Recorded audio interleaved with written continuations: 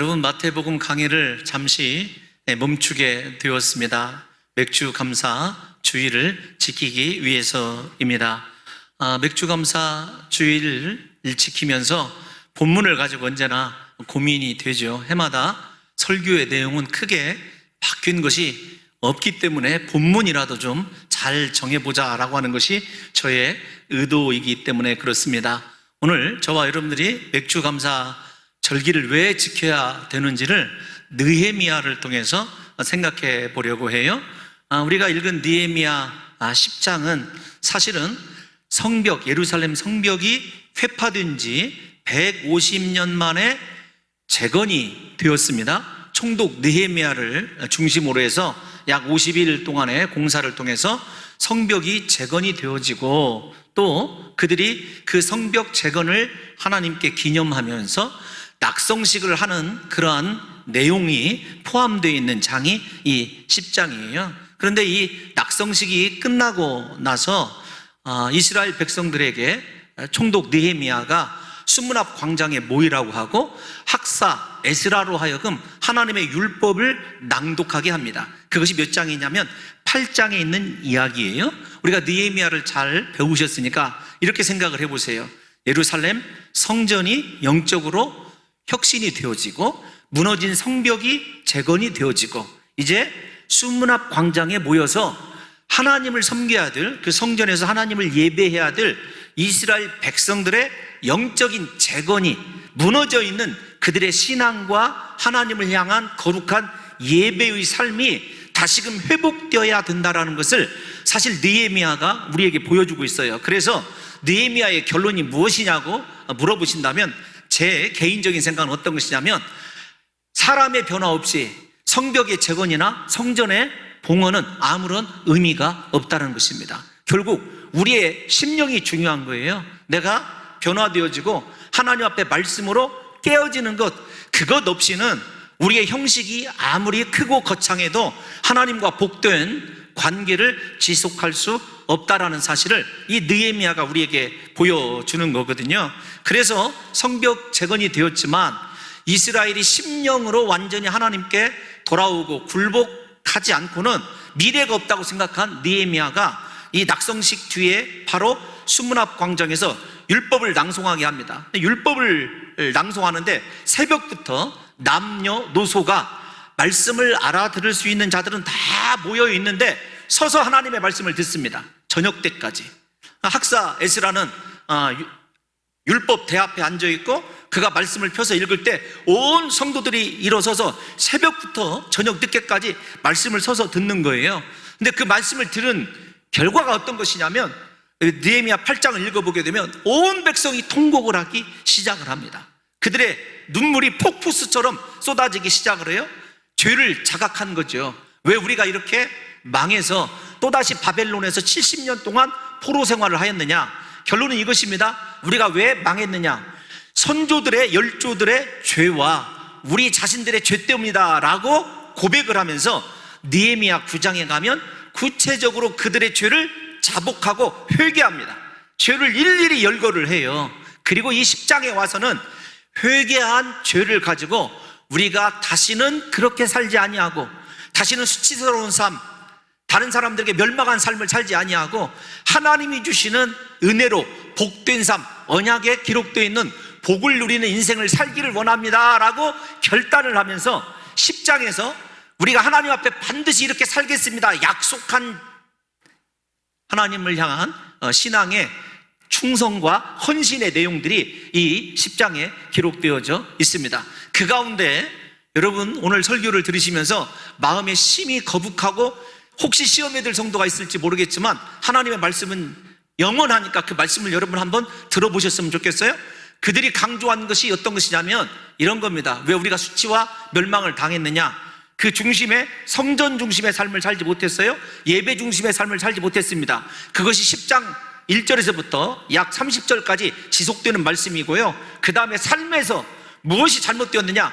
우리가 방금 읽은 본문이 바로 그 내용입니다. 첫 번째, 하나님 앞에 온전한 첫 열매를 드리지 못했다. 두 번째, 온전한 11조를 드리지 못했다는 것입니다. 그들이 통회하고 자복하며 회개하면서 하나님, 우리가 하나님 전중심의 삶을 살아가고 다시 거룩한 예배자로 살아가겠으니, 그리고 삶에서 온전한 첫 열매를 드리고 온전한 11조를 드리겠사오니 우리의 삶을 다시금 수치를 당하지 않도록, 조롱과 멸시를 당하지 않도록, 나라가 망하지 않도록 우리를 회복시켜 달라고 간절히 영적으로 결단하는 내용이 우리가 읽은 본문의 내용입니다.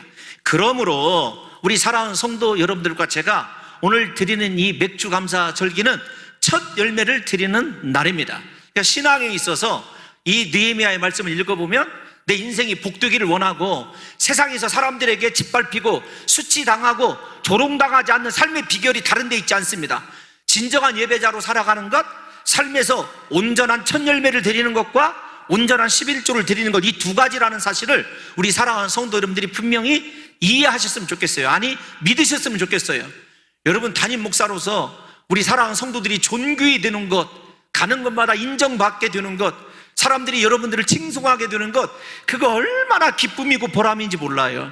부디 저는 이 맥주 감사 절기를 통해서 여러분들이 돈 얘기를 듣는 것이 아니라, 헌금 이야기를 듣는 것이 아니라 인생의 축복의 비결, 승리의 비결, 내 삶을 이 세상 사람들이 감당하지 못하는 하나님의 최고의 축복으로 채울 수 있는 비결로 믿음의 눈으로 이 설교를 들으셔서 우리 사랑하는 봉동중앙교회에 속해 있는 모든 권속들이 크고 놀라운 하나님 앞에서 축복을 받아 누리실 뿐만 아니라 온 세상에 아브라함처럼 그렇게 축복의 근원으로 서게 되는 역사가 있으시기를 예수님의 이름으로 축원합니다. 여러분, 일단 이렇게 생각을 하시죠. 왜 이렇게 첫 열매를 강조했겠는가? 11조 얘기는 이제 안 할 거예요. 여러분, 첫 열매를 왜 강조했는가 하면 모세 오경을 읽어보면 대부분이 이 첫 열매에 관한 명령을 하나님이 그건 거룩하여 구별한 내 것이다, 나에게 바치라 라는 말씀을 강조하십니다. 대표적으로 일단 가까운 출애굽기를 한번 확인해 볼까요? 출애굽기 13장 2절 말씀 한번 읽어보겠습니다. 시작. 이스라엘 자손 중에서 사람이나 짐승을 막론하고 태에서 처음 난 모든 것은 다 거룩히 구별하여 내게 돌리라. 이는 내 것이니라 하시니라. 아멘. 아멘. 그러니까 짐승이 처음 새끼를 낳았어요. 예를 들면은 돼지가 10마리 있는데 첫 돼지가 10마리의 가운데 한 마리가 새끼를 낳아도 그 가운데 첫 것은 다 하나님께 드리라는 거예요. 여러분, 여기만 그러느냐? 그렇지 않습니다. 또다시 출애굽기 23장 19절 한번 읽어볼까요? 시작. 내 토지에서 처음 거둔 열매에 가장 좋은 것을 가져다가 너의 하나님 여호와의 전에 드릴지니. 아멘. 더요? 이제 더 하나님이 한술 더 뜨십니다. 죄송해요. 하나님께 이렇게 표현해서 가장 좋은 것을 드리라 이렇게 이야기하고 있어요. 뿐만 아닙니다. 신명기 26장 2절 10절, 민수기, 그 다음에 레위기 27장 26절 등 찾아보면 찾아볼수록 하나님께서 첫 열매 중에 가장 좋은 것을 하나님께 드리라고 명령하고 있다는 것을 발견하게 됩니다. 왜 그러냐면 첫 열매는 단순한 곡식이나 단순한 짐승의 증식이 아니기 때문에 그래요. 첫 열매를 드리게 되는 이 절기를 통해서 이런 걸 확인하는 겁니다. 하나님의 말씀은 틀림이 없구나, 하나님의 약속은 완전하구나 라고 하는 것을 이스라엘 백성들이 확신하는 순간입니다. 그러니까 여러분, 이렇게 생각을 하셔야 돼요. 이 첫 열매를 드려라 라고 하는 명령을 주신 때가 어느 때입니까? 어느 곳에서 주셨죠? 가나안의 입성에서 이스라엘 백성들이 잘 살 때입니까? 아닙니다. 광야에서 40년 동안 힘들게 가나안 땅에서 가는 여정 가운데 하나님께서 그들에게 미리 이 맥주 감사 절기 첫 열매를 드리라고 명령하신 거예요. 왜 그러냐면 너희가 분명히 약속한 땅 가나안 땅에 이를 것이기 때문에 그래요. 그러니까 약속대로 그 약속이 성취되어서 이스라엘 백성들이 가나안 땅에 들어와서 농사를 져봤더니 얼마나 곡식이 잘 여물었는지 몰라요. 결실이 아주 풍부해졌습니다. 그랬을 때 그들이 그 곡식을 바라보면서 야, 이거 너무 좋다 라고 하는 인간적인 기쁨을 누리기 전에 이 곡식 뒤에서 하나님께서 이 일들을 약속해 주시고 하나님이 약속하신 이 말씀이 성취되었다고 하는 두 가지를 발견해야 됩니다. 하나는 말씀하시는 하나님을 발견해야 되고, 두 번째, 하나님의 약속은 반드시 성취된다고 하는 믿음을 그들이 가지고 있었어야 됐어요. 그러니까 첫 열매를 드림으로 생각을 해보십시오. 40년 동안 광야를 방황하다가 그들의 손으로 농사를 지었습니다. 얼마나 그 결실을 바라보면서 좋기도 하고 또 그 곡식을 먹어보고 싶겠습니까? 더 중요한 것은 무엇이냐면 가나안 땅에 들어간 이후에 우리가 잘 아는 대로 무엇이 그쳤습니까? 그들의 주식인 만나와 메추라기가 그쳤어요. 이제 그것 아니면 먹을 것 문제를 인간적으로 보면 도저히 해결할 수 없는 상황이에요. 그런데 하나님께서 정말로 잔인하실 정도로 야, 너희 먹을 것 너희가 먼저 먹지 말고 나에게 거룩하게 구별해서 나에게 드리라는 거예요. 이스라엘 백성들이 광야를 끝내고 처음 농사진 기쁨도 하나님 앞에 드려야 되는 거죠. 냉정하게 좀 과격하게 표현을 하면 하나님이 그 기쁨도 가져가시는 거예요. 그 다음에 먹고 생존해야 될 생존도 가져가는 것입니다. 그러니까 이 첫 열매를 통해서 말씀하시고 성취하신 하나님에 대한 확실한 믿음이 없으면 이 첫 열매의 첫 절기를 드릴 수 없다는 것이에요. 그래서 사실은 말입니다. 이 맥주감사 절기는 이스라엘 백성들의 생명을 드리는 절기예요. 자기가 이 농사 아니면은 가족들과 살아갈 수가 없어요. 오늘날로 얘기하면 집세도 낼 수도 없고 자녀들의 학자금도 낼 수도 없어요. 당장 쌀 한 부대도 살 수가 없습니다. 그런 순간인데도 하나님께서 이스라엘 백성들에게 너희들 상황이 좋든지 안 좋든지 영원토록 이 규례를 지켜서 나에게 첫 열매를 반드시 드려야 된다는 것입니다. 왜 이렇게 하나님께서 매몰차리만큼 이스라엘 백성들에게 첫 열매를 요구하시는지는 조금 있다가 말씀을 드릴 거예요. 그러므로 이 맥주감사주일은 나를 포기하는 거예요. 하나님의 말씀을 붙드는 절기입니다. 하나님의 약속은 신실하다. 하나님은 반드시 내가 붙잡은 이 말씀대로 나를 축복하신다라고 하는 믿음을 드리는 절기이자 내 생명을 드리는 절기입니다. 그래서 모든 절기 가운데 가장 적나라하게 내 믿음의 현주소와 내 믿음의 실력이 드러나는 절기가 이 맥주감사 절기인 거예요. 여러분, 신약적으로 이 말씀을 표현하자면 나는 이제부터 죽었습니다. 오직 예수님과 함께 십자가에 못 박혀 죽었기 때문에 나는 예수님으로만 살 것입니다 라고 고백하는 거예요. 대표적인 고백을 한 사람이 사도 바울인 거 우리가 잘 아시지 않습니까? 우리 다 잘 아는 암송하는 말씀이지만 갈라디아서 2장 20절 또다시 함께 암송해 보겠습니다. 시작. 내가 그리스도와 함께 십자가에 못 박혔나니 그런즉 이제는 내가 사는 것이 아니요 오직 내 안에 그리스도께서 사시는 것이라. 이제 내가 육체 가운데 사는 것은 나를 사랑하사 나를 위하여 자기 자신을 버리신 하나님의 아들을 믿는 믿음 안에서 사는 것이라. 여러분, 말씀을 띄워놔 주시면 내가 사는 것을 포기하는 거예요. 왜냐하면 나는 십자가에 못 박혀 죽었기 때문에.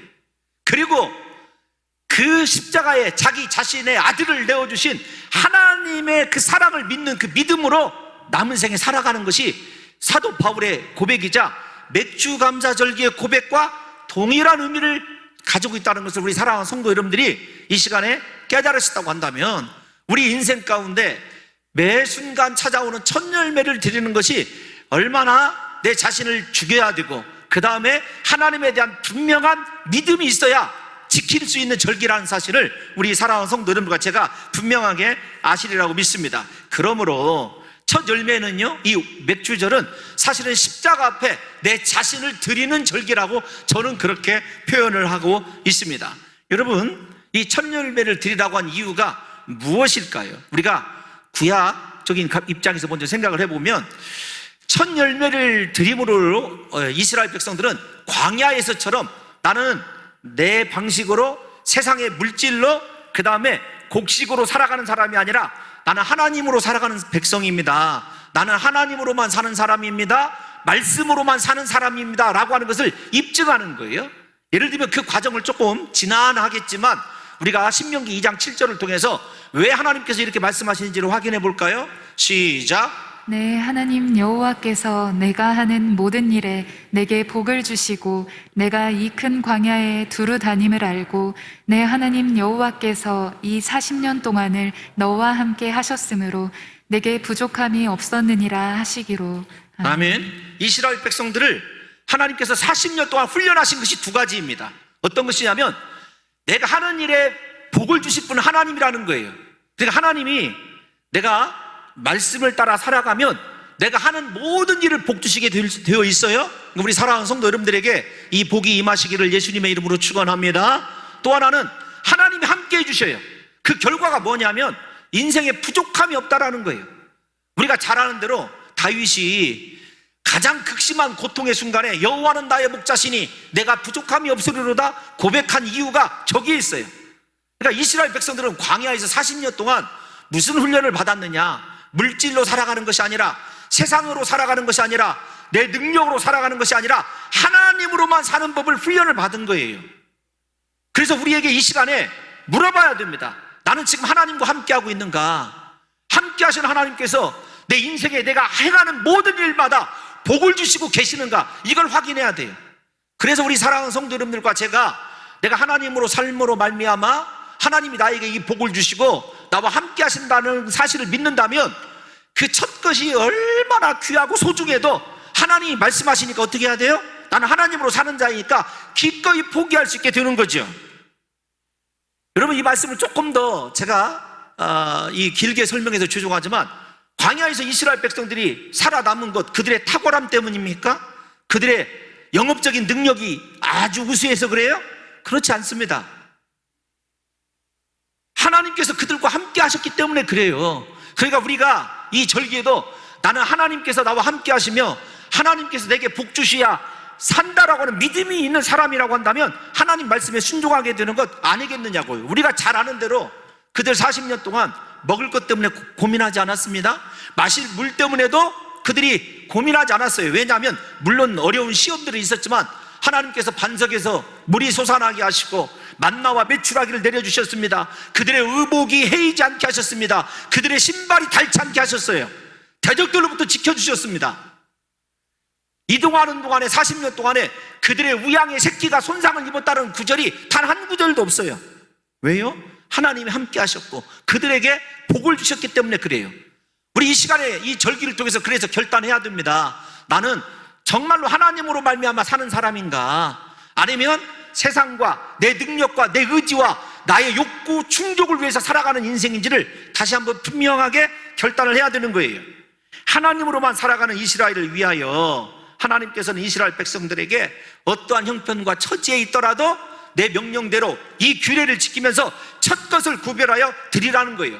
그러면 여러분, 이렇게 이 말씀이 오경에만 있느냐? 그렇지 않아요. 우리가 받아들여야 될 복, 왜 이 절기를 잘 지켜야 되냐면 우리 잠언 3장 9절에서 10절을 한번 읽어보겠습니다. 시작. 내 재물과 내 소산물의 처음 익은 열매로 여호와를 공경하라.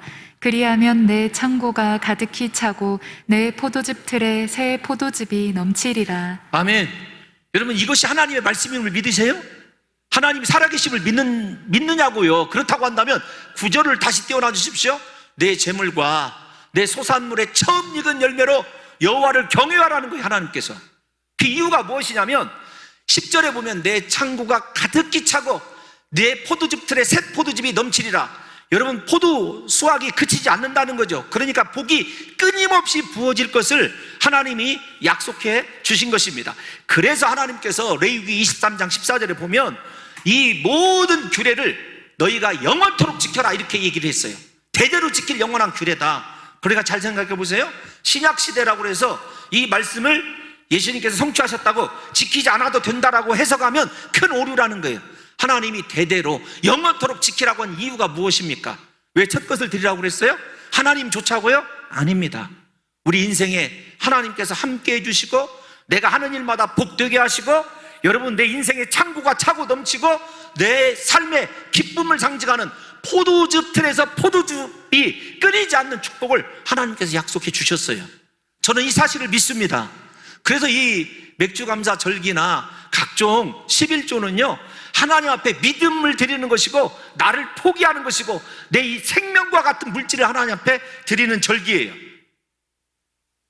여러분, 이 절기 속에서 우리가 기억해야 될 것이 있어요. 하나님께서 이렇게 이스라엘 백성들에게 하나님으로만 살아가기 위하여 이 절기와 함께 꼭 지키라고 기억하라고 하는 것이 있습니다. 무엇이냐면 내가 너희를 구원한 하나님이다. 내가 이런 자다라는 거예요. 애굽에서 이스라엘 백성들이 무슨 공로가 있어서 능력이 있어서 구원받았습니까? 아닙니다. 그들이 고통 중에 부르짖고 있을 때 하나님께서 그들을 찾아가 구원해 주신 것 아니겠습니까? 그래서 모든 절기는 우리를 구원하신 하나님의 은혜, 신약으로 표현하면 나 같은 죄인을 살리신 예수님의 십자가 은혜와 관련이 있어요. 나를 구원하신 하나님을 생각하면 그 하나님의 은혜 앞에서 아까운 것이 무엇이겠느냐라는 거죠. 우리 신명기 16장 12절 한번 읽어볼까요? 시작. 너는 애굽에서 종되었던 것을 기억하고 이 규례를 지켜 행할지니라. 아멘. 종되었을 때, 자유가 없이 살아갔을 때, 여러분 등에서 채찍이 떠날 날이 없었을 때, 이스라엘 백성들의 비참한 삶을 생각해 보세요. 하나님께서 은혜로 그들을 구원해 내셨습니다. 구원해 내셨을 뿐만 아니라 이제 중요해요. 가나안 땅에 가서 그들이 하나님이 주시는 풍성한 복을 누리게 되었어요. 이제 그들은 창세기 12장 3절에 아브라함에게 약속해 준 대로요, 온 세상 사람들이 그들을 통하여 하나님을 알게 되고 하늘의 복을 공급받게 되는 복이 되었어요. 그러니까 아브라함 언약이 그들에게 성취된 삶을 살았어요. 그 아브라함 언약의 삶에서 살아가는 동안에 그들은 복 자체입니다. 그러니까 여러분 이렇게 생각해야 돼요. 우리가 하나님 말씀에 신실하고 내가 하나님을 정말로 온 마음 다하여 공경하면서 하나님으로만 살아가는 백성이 되잖아요. 그 사람만 잘 되는 것이 아니에요. 그가 속한 곳이 다 형통하고 복을 받게 되어 있어요. 아브라함에게 창세기 12장 3절에서 준 그 복을 실제적으로 누린 사람이 누구냐면, 누리기 시작한 사람이 물론 이삭도 누리고 야곱도 누리지만 창세기에서는요 요셉이에요. 고난 가운데서도 하나님이 그를 훈련시키고 떠나지 아니하시죠. 하나님께서 그를 얼마나 형통하게 하셨는지 우리가 잘 알고 있지 않습니까? 요셉 한 사람 때문에 야곱의 전 가족들이 살아남게 되고 이스라엘이 오늘날 존재하게 된 것 아니냐고요. 하나님이 우리에게 주시기를 원하는 복은요 시시한 물질이 아닙니다. 내 존재의 완전한 변화예요. 여러분들을 생각할 때마다 세상 사람들이 하나님의 복, 예를 들면 그런 거예요. 김 집사는 하나님의 복, 이렇게 하나님께서 약속해 주신 것이 이 절기 속에 포함되어 있는 거죠. 그래서 이스라엘 백성들이 수문 앞 광장에서 회개한 것이 무엇이냐면, 우리가 세상의 복으로 하나님이 주시는 존재론적인 복이 되어서 온 땅을 다스리고 정복하고 충만한 삶을 살아야 되는데 그렇지 않고 역전되어서 오히려 이렇게 조롱과 멸시를 당하게 된 이유가 하나님 앞에 온전한 첫 소산을 드리지 못하였고 11조를 드리지 못하였기 때문이라고 회개하고 결단하는 거예요. 그러니까 오늘 이 말씀을 여러분 다시요 돈으로 듣지 마시고 정말로 내 인생에 하나님의 함께하심과 내 하는 모든 일에 복을 주심과 내 인생의 창고가 가득 차서 아브라함의 복에 실현자로 살아가기를 원하신 사람은요 믿음의 눈으로 내가 하나님 앞에서 물어봐야 돼요. 무엇이 잘못되어 있는지.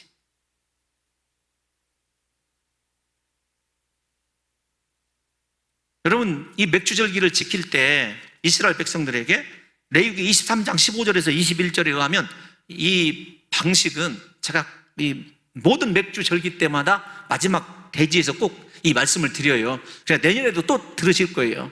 어떻게 하냐면 제사장이 빵 2개를 고운 밀가루를 갈아와가지고 그 속에다가 누룩을 집어넣어요.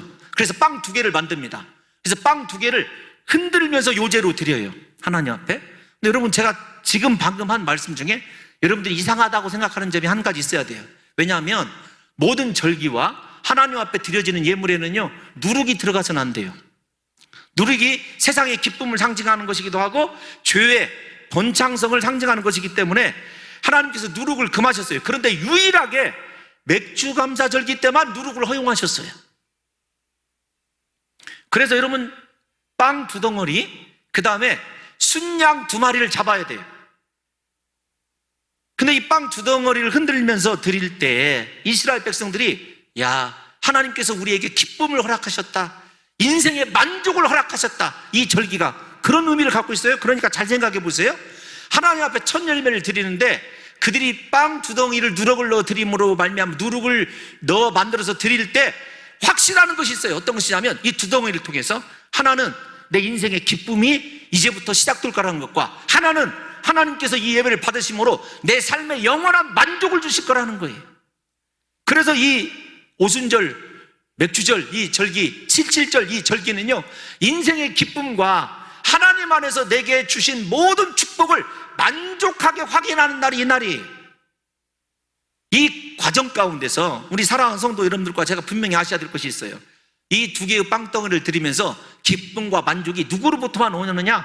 하나님으로부터 옵니다. 나는 하나님께로부터만 이 삶을 살 수가 있습니다라고 고백하는 것이 제사의 이 빵의 의미예요. 그 다음에 순양을 드릴 때 2마리를 드릴 때 1마리는 어떤 의미를 드리냐면 하나님과 나의 화목이에요.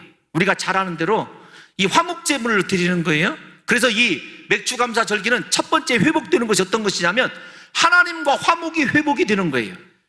사랑하는 성도 여러분과 제가 예수 그리스도의 십자가 죽으심 때문에 하나님과 화목한 자가 되었지 않습니까? 그 화목을 일일이 다시 한번 확인하는 때가 어느 때냐면 맥주감사 절기예요. 여러분 이거 중요합니다. 이스라엘 백성들이 분주하게 살아가느라 내가 하나님과 화목한지 어쩐지를 확인하지 못해요. 그런데 진짜 내가 하나님과 화목한가라고 확인하는 절기가 이 맥주감사 절기이거든요. 왜 그러냐면 하나님과 화목이 없이는요 이스라엘의 인생이 모래 위에 지은 집과 똑같기 때문에 그래요.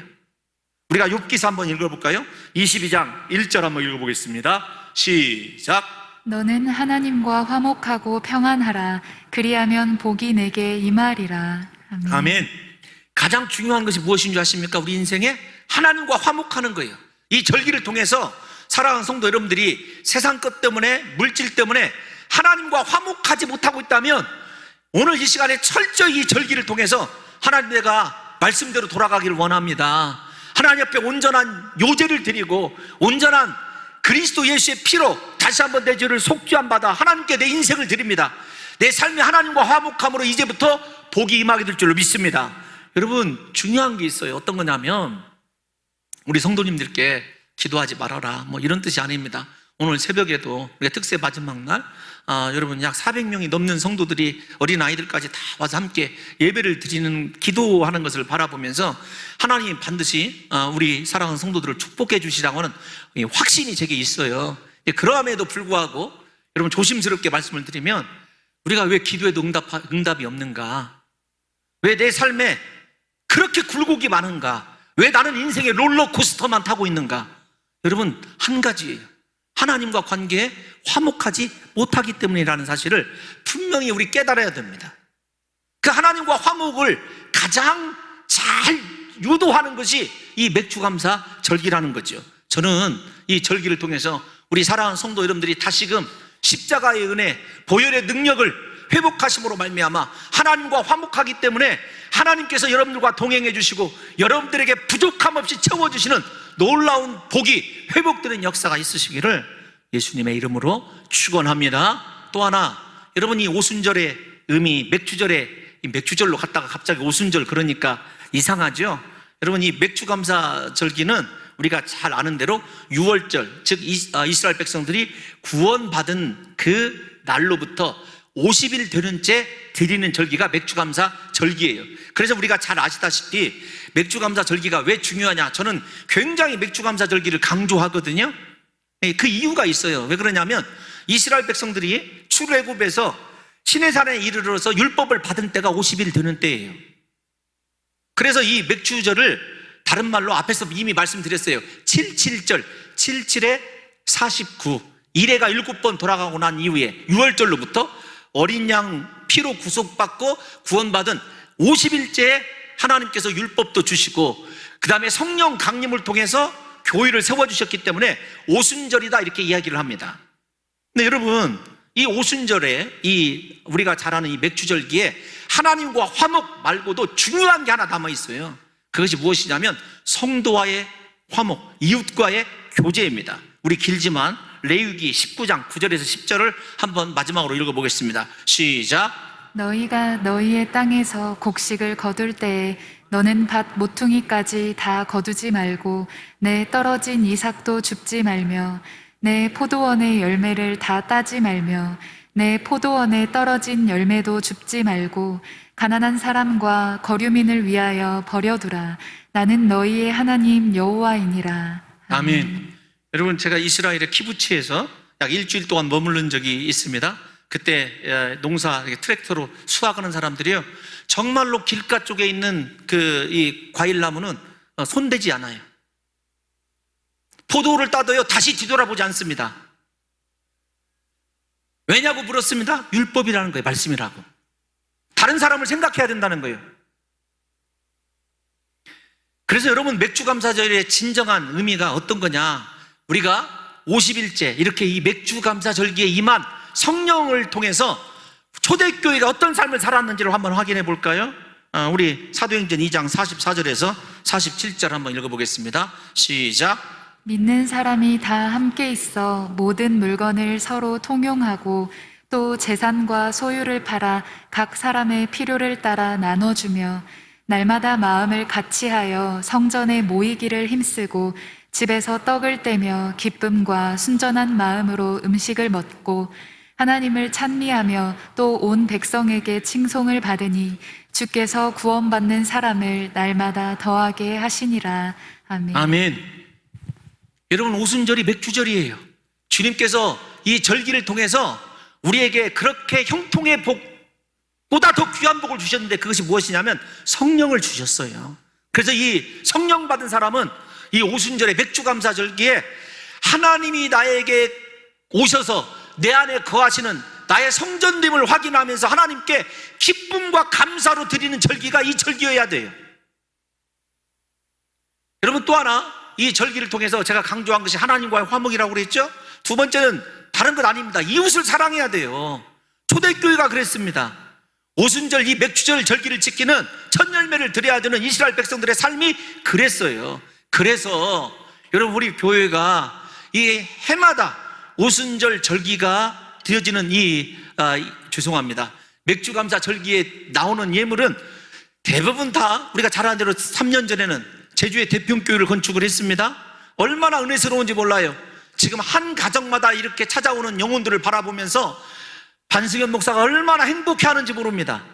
우리가 잘 아는 대로 지난해에는 미얀마에 그대로 헌금 나온 1억 5천 다 여러분 송금해놓고 있어요? 아니, 거짓말입니다. 아직 송금 못했어요. 미얀마가 헌금 드리고 난 이후에 바로 사태가 벌어져서.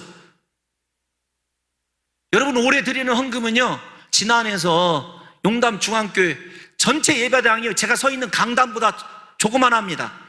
제가 여러 차례 말씀드리지만 목사님 사택도 없어요.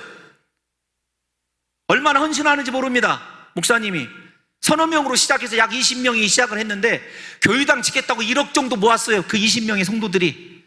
그래서 우리가 그 나머지 부분을 조금이라도 보탬이 되고자 이 절기를 정해서 우리 사랑하는 성도 여러분들에게 하는 이유가 우리가 이런 교회다라는 것을 과시하기 위해서가 아닙니다. 성경이 그렇게 가르쳐주고 있기 때문에 이 오순절 이 절기를 통해서, 맥주감사 절기를 통해서 반드시 회복되어야 될 것이 있어요. 하나님을 향한 화목의 회복이 되어야 되고, 두 번째로 우리 인생에 내 삶이 정말로 이웃에 대하여, 가난한 자들에 대하여, 거류자에 대하여 어떤 시각을 갖고 있는지를 우리가 확인해야 되는 거죠. 참으로 목회자로서 눈물나게 감사할 때가 참 많아요. 이번 절기 때에도 제가 혹시라도 본인들이 있을까봐 조심스럽기는 하지만, 예를 들면 한 청년 자매가 처음으로 한 2주 전에 벌었던 월급이 있더라고요. 약 209만 몇천 원이에요. 제가 액수까지도 기억을 합니다. 하나님 앞에 드리는 것을 보면서 목사로서 눈물이 나는 거예요. 여러분, 최근에 제 설교에는 간접 광고가 포함되어 있습니다. 우리 성도 가운데 여러분 백두산 손짜장을 경영하시는 집사님이 계세요. 첫날 이절을 했습니다. 첫날 들어온 모든 수입을 하나님 앞에 고스란히 드리는 거예요. 말씀을 따라. 이런 성도들을 바라보면서 목사 자신이 부끄러워지는 겁니다. 여러분, 제가 다시 한번 부끄럽지만 이런 고백을 드리고 싶어요. 어떤 거냐면, 우리 교회가 넉넉해서 그런 건 아닙니다. 그러나 하나님께서 한 번도 부족함이 없게 하셨어요. 사실은 저도 우리 교회를 위해서 지금 당장 해야 될 일이 얼마나 많이 쌓여져 있는지 몰라요. 당장 해야 될 일이 어떤 일이냐면 대형 버스를 바꾸는 거예요. 약 12년째 되었습니다. 이 버스가 구형이라 우리 성도님들이 겨울에 얼마나 춥게 다니는지 몰라요. 2시간 정도 운행해야 따뜻해지는 차예요. 그 차 한번 바꿔보는 것이 소용이 정말로 큰 기도 제목이기도 해요. 제가 아무도 그렇게 말하지 않지만 제가 마음에 빚이 있습니다. 저는 우리 사랑하는 장로님들이 자기들을 희생하면서 아주 좋은 차 사주셨거든요. 근데 우리 성도들이 저렇게 따뜻한 바람도 나오지 않는 차를 타고 다니는 걸 보면은요, 어떤 때는 너무 목사로서 부끄러울 때가 있어요. 이거 진심이에요.